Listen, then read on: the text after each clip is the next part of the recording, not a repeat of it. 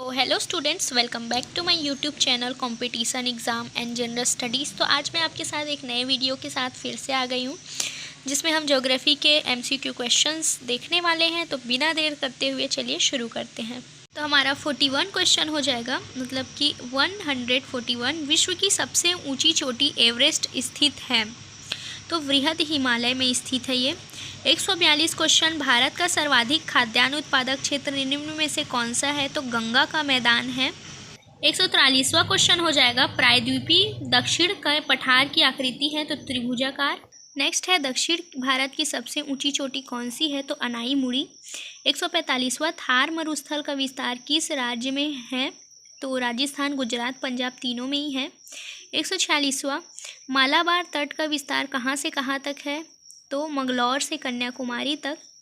147वां, तुजू दर्रा भारत के किस राज्य में स्थित है? तो मणिपुर में स्थित है। 148वां, मानसून का आगमन सर्वप्रथम किस राज्य में होता है? तो ये तो सबको ही पता होगा कि केरल में होता है।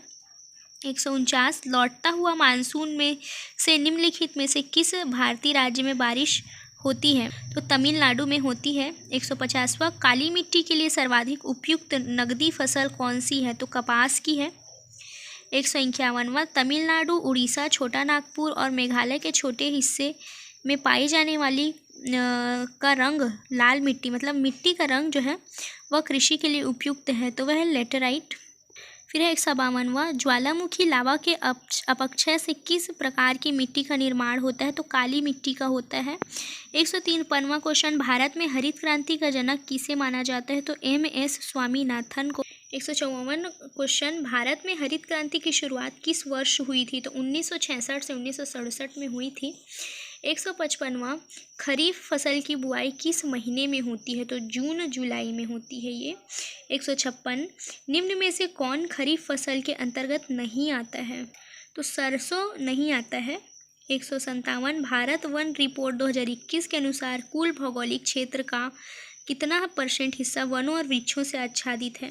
तो 24.62%। 158, भारत में सर्वाधिक सिंचाई निम्नलिखित में से किसके द्वारा होती है? तो कुआं और नलकूप दोनों से ही होती है। 159वां, भारत की सबसे लंबी नदी कौन सी है जो समुद्र में प्रवाहित नहीं होती? तो इसका आंसर हो जाएगा जमुना नदी। 160, संसार की सबसे लंबी सिंचाई नहर परियोजना कौन सी है? तो इंदिरा गांधी परियोजना जो है संसार की सबसे लंबी सिंचाई नहर परियोजना है। तो अब तक के लिए इतना ही। अगर आपको वीडियो पसंद आई हो तो वीडियो को प्लीज़ लाइक कीजिए और चैनल को सब्सक्राइब करना मत भूलिएगा। Thank for watching.